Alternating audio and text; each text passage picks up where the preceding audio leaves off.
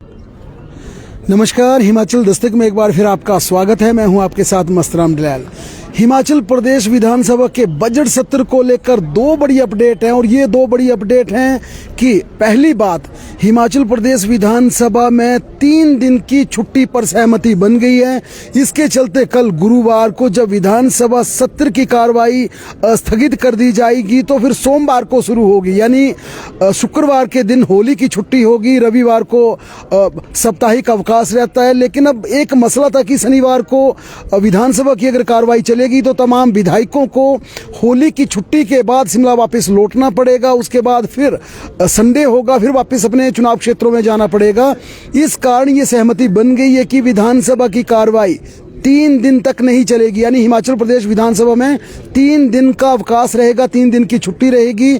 हालांकि पहले शुक्रवार को होली की छुट्टी थी, रविवार को वैसे छुट्टी थी, अब शनिवार को एक एडिशनल छुट्टी रखने का फैसला लिया गया है। और इसकी एवज में ये भी सहमति बनी है कि जो शनिवार के दिन का बिजनेस यहाँ पर प्रभावित होगा उसे या रोजाना जितनी भी बैठकें होंगी रोजाना एक्सटेंड कर दिया जाएगा, विधानसभा की कार्रवाई को 2 घंटे एक्सटेंड कर दिया जाएगा, या फिर जिस प्रकार से विपक्ष ने भी मांग की थी कि 2 से 3 बैठकें बढ़ा दी जाएं।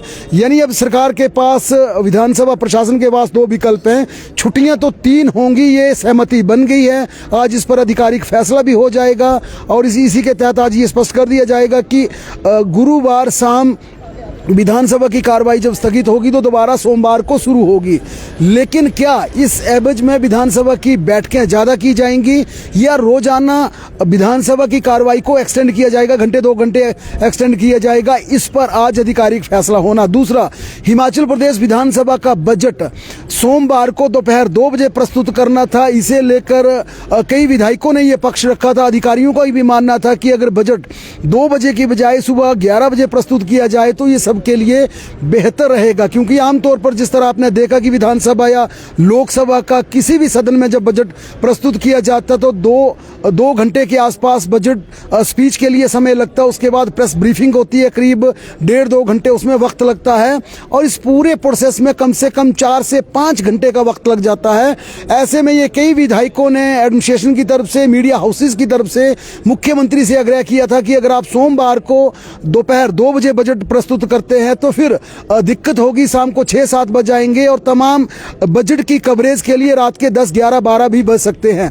ये मसला मुख्यमंत्री के समक्ष रखा गया था, क्योंकि जो विधानसभा के रूल्स हैं, जो नियम है, जो परंपरा है, वो परंपरा साफ कहती है कि सोमवार को विधानसभा की कार्रवाई 2 बजे शुरू होगी। लेकिन इस बार सोमवार को विधानसभा की कार्रवाई सुबह 11 बजे निर्धारित समय पर शुरू होगी और मुख्यमंत्री सुखविंदर सिंह सुक्खू सोमवार 17 मार्च को आम बजट प्रस्तुत करेंगे। ये 2 बड़े अपडेट हैं। पहली बात, विधानसभा में 3 दिन की छुट्टी होगी और दूसरा, बजट दोपहर 2 बजे की बजाय सुबह 11 बजे प्रस्तुत किया जाएगा। कल हिमाचल प्रदेश मंत्रिमंडल की बैठक थी। बैठक हालांकि ये यहाँ पर विधानसभा परिसर में होनी थी, लेकिन बाद में यह तय किया गया कि सचिवालय में बैठक का आयोजन किया जाए। उस बैठक में जो सबसे बड़ा कल फैसला हुआ है, हिमाचल प्रदेश की एक्साइज पॉलिसी को लेकर, 2025-26 की पॉलिसी को लेकर, उस पर यह स्पष्ट हुआ है कि रिन्यूअल शराब ठेकों को नहीं किया जाएगा। हिमाचल प्रदेश की सरकार अब अगले वित्तीय वर्ष के लिए, अगले फाइनेंशियल ईयर के लिए हिमाचल प्रदेश में शराब ठेकों का आवंटन नीलामी, ऑक्शन कम टेंडर की प्रक्रिया से करेगी। इसके लिए नीलामी की जाएगी, ऑक्शन की जाएगी, ये स्पष्ट कर दिया है।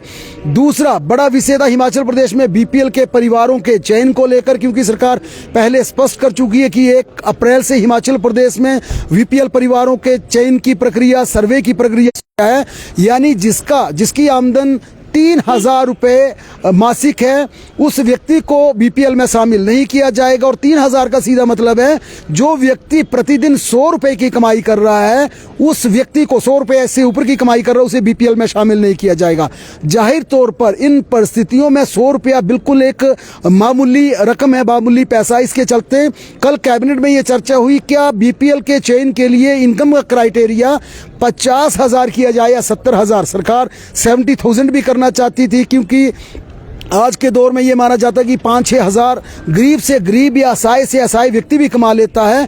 लेकिन यहाँ पर सरकार ने स्पष्ट किया कि हम बीपीएल में इस बार उन परिवारों को शामिल करना चाहते हैं जिनका सही मायने में कोई कमाई वाला व्यक्ति नहीं है, कोई काम करने वाला आदमी नहीं है, जो पूरी तरह से सरकार पर डिपेंड है। और हिमाचल प्रदेश में कई ऐसे परिवार हैं जिनका कोई काम करने वाला नहीं है, मनरेगा की दिहाड़ी लगाने वाला नहीं है, मजदूरी करने वाला नहीं है। ऐसे परिवारों को बीपीएल में तरजीह दी जाएगी। इसके चलते जो कल अंतिम फैसला कैबिनेट में हुआ उसके अनुसार हिमाचल प्रदेश में 50,000 रुपए का क्राइटेरिया इनकम का बीपीएल के लिए रखा गया है।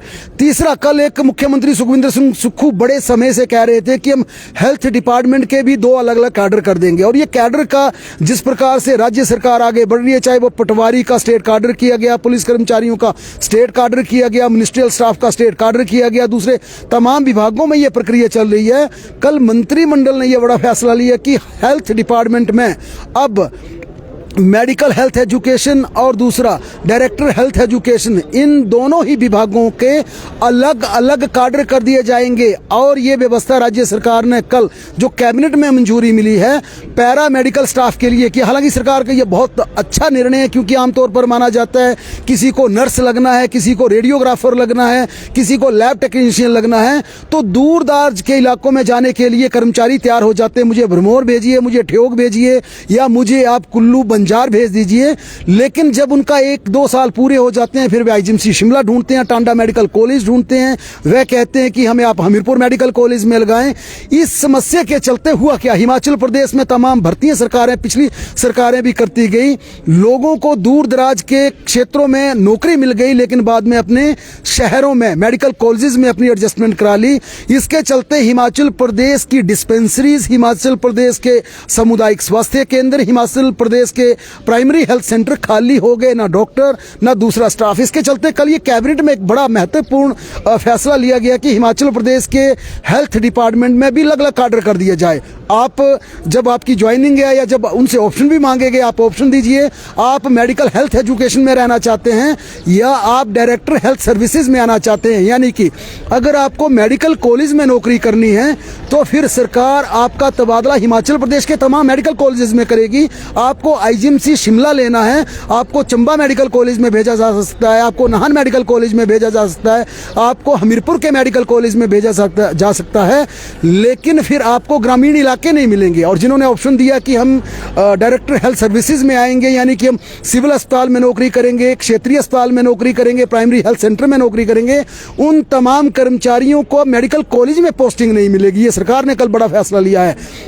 इसके अलावा कल सरकार ने एक और महत्वपूर्ण फैसला लिया कि जितनी भी राज्य चयन आयोग के क्लरिकल स्टाफ, मिनिस्ट्रियल स्टाफ की भर्ती की जाएगी, उसको नियुक्ति पत्र देने का अधिकार कार्मिक विभाग का होगा। यानी कि पहले क्या होता था, राज्य चयन आयोग जिस प्रकार से रिक्वेजिशन मांगती थी, डिपार्टमेंट से मांगती थी, फिर डिपार्टमेंट आगे चलकर उनकी पोस्टिंग कर देता था, उनकी प्लेसमेंट के ऑर्डर कर देता था। लेकिन अब हिमाचल प्रदेश का कार्मिक विभाग, यानी जितना भी मिनिस्ट्रियल स्टाफ आएगा वह विभाग अब कार्मिक के अधीन होगा। कार्मिक विभाग उनकी बाकायदा पोस्टिंग करेगा। कार्मिक विभाग ये भी दिमाग लगाएगा कि किस कर्मचारी को कहाँ भेजना है, डिपार्टमेंट की स्थिति क्या है, किसकी कहाँ पे अपॉइंटमेंट करनी है। क्योंकि आमतौर पर सरकार का ये अनुभव है कि जब विभाग, संबंधित विभाग क्लरिकल स्टाफ की पोस्टिंग करते हैं तो इसमें फिर जुगाड़ बड़े स्तर पर चलता है। इसके चलते कल राज्य सरकार ने यह फैसला लिया, कैबिनेट की इसकी मंजूरी मिली कि अब मिनिस्ट्रियल स्टाफ क्लर्क की तमाम अपॉइंटमेंट नियुक्ति पत्र हिमाचल प्रदेश की सरकार में कार्मिक विभाग जारी करेगा। ये कैबिनेट के महत्वपूर्ण विषय थे। एक और महत्वपूर्ण था, जो माइनिंग का फंड डीसीज के पास होता है, डिस्ट्रिक्ट एडमिनिस्ट्रेशन के पास माइनिंग का फंड होता है, उस पैसे को अब निर्धन बच्चों को, जो सुखाश्रय से जुड़े हैं, अनाथ बच्चे हैं, उन बच्चों की पढ़ाई पर खर्च किया जाएगा। दूसरा, विधवा महिलाओं के कल्याण पर उस पैसे को खर्च किया जा सकता है। यानी राज्य सरकार जो सुखाश्रय की तरफ लंबे समय से चल रही थी, आज उसने ये स्पष्ट कर दिया कि हम माइनिंग फंड का पैसा, हालांकि ये कई लोगों को अब पता चला कि राज्य में माइनिंग फंड का भी पैसा होता है, डीसी के पास विशेषाधिकार होता है उस फंड को खर्च करने का।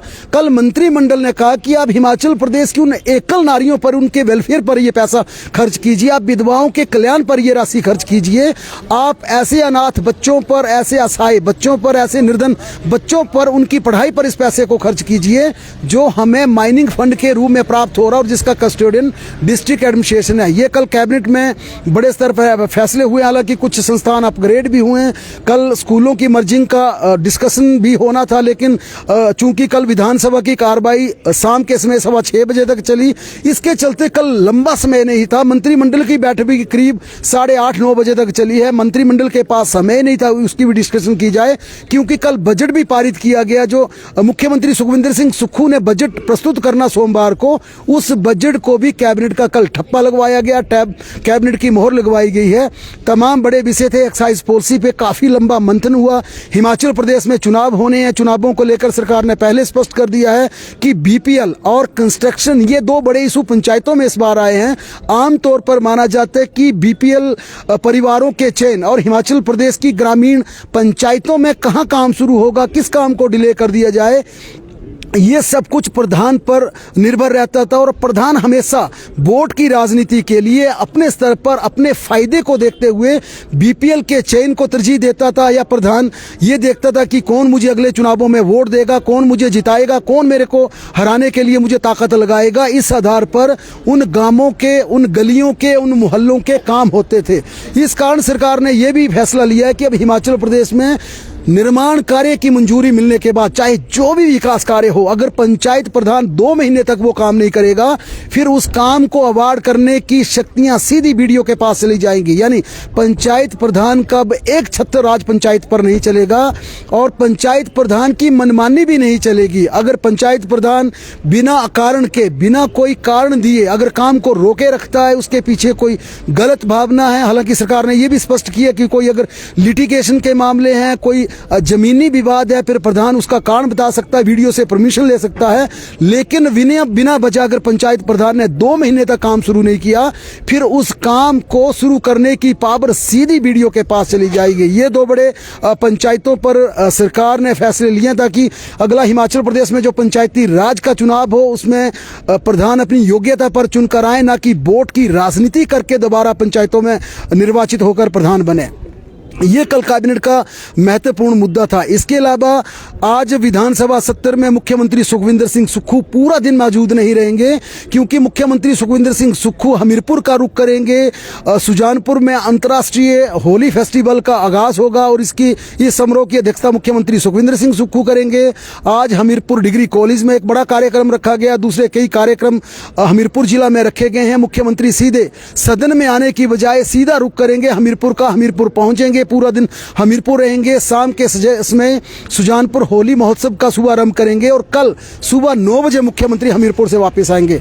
प्रदेश की तमाम अन्य खबरों के लिए लगातार बने रहे हमारे साथ, देखते और पढ़ते रहें हिमाचल दस्तक।